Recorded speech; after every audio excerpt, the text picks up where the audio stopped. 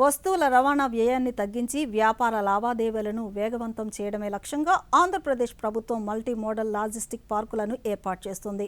2047 నాటికి దేశంలోనే number 1 logistic హబ్గా ఏపీని నిలపాలన్నదే ప్రభుత్వాల సంకల్పం. దీనికి సంబంధించిన పూర్తి వివరాలను ఈ కథనంలో చూద్దాం. ప్రస్తుతం దేశంలో వస్తువుల ధరల్లో సుమారు 13% రవాణా ఖర్చులకే వెచ్చించాల్సి వస్తోంది. ప్రపంచంలోని ఇతర అభివృద్ధి చెందిన దేశాల్లో ఇది కేవలం 8% మాత్రమే.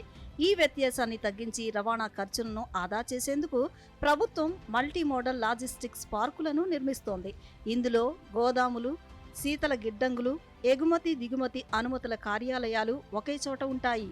రాష్ట్రంలో రోడ్డు, రైలు, విమాన మార్గాలను అనుసంధానిస్తూ ఒక సమగ్ర మాస్టర్ ప్లాన్ సిద్ధమవుతోంది. ముఖ్యంగా గన్నవరం ఎయిర్పోర్ట్ ను ఎయిర్ కార్గో కేంద్రంగా మరింత బలోపేతం చేస్తున్నారు. దీని వలన ఔషధాలు, ఎలక్ట్రానిక్ వంటి విలువైన సరుకులు వేగంగా ఎగుమతి అవుతాయి.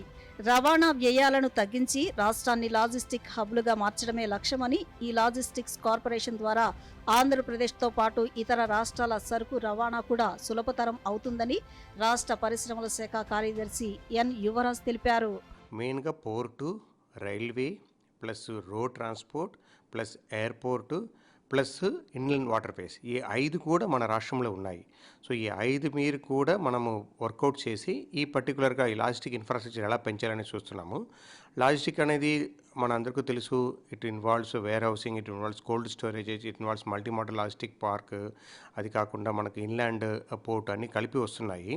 డెడికేటెడ్ ఫ్రైట్ క్యారిడర్ల వలన సరుకు రవాణా వేగం గంటకు 25 కిలోమీటర్ల నుంచి 65 కిలోమీటర్లు పెరిగిందని, దీని వలన రోడ్డు రవాణాతో పోలిస్తే ఖర్చు గణనీయంగా తగ్గుతుందని Vijayawada division railway manager Mohit Sonakia తెలిపారు. We continue to expand and modernize our freight infrastructure across key sections. These initiatives include infrastructure development, including new lines, traffic and yard remodeling, last mile connectivity, automatic signaling, multi-tracking, and improvement in wagon turnaround. These are aimed at facilitating faster cargo movement, reducing logistical costs, and providing world-class facilities to freight customers. గ్రామీణ పట్టణ ఆర్థిక వ్యవస్థను అనుసంధానించి ఉపాధి అవకాశాలను పెంచాలనే లక్ష్యంగా ఆంధ్రప్రదేశ్ పారిశ్రామికంగా ప్రగతి సాధించడంతో పాటు సరుకు రవాణాకి అనువైన వాతావరణం కల్పించనుందని ఛాంబర్ ఆఫ్ కామర్స్ అధ్యక్షులు పోట్లూరి భాస్కర్ రావు తెలిపారు. పోర్ట్స్ కానీ, దాని తర్వాత రైల్వేస్ కానీ, లాస్ట్లో ఈ హైవేస్ అనేది దీన్ని ఇంప్రూవ్ చేయడం కోసం ఇవన్నీ ఇంటిగ్రేట్ చేయాలని మల్టీ మోడల్ లాజిస్టిక్ పాస్ అనేది సెంట్రల్ గవర్నమెంట్ అనౌన్స్ చేసి ఈ సెటప్ చేస్తా ఉన్నారు.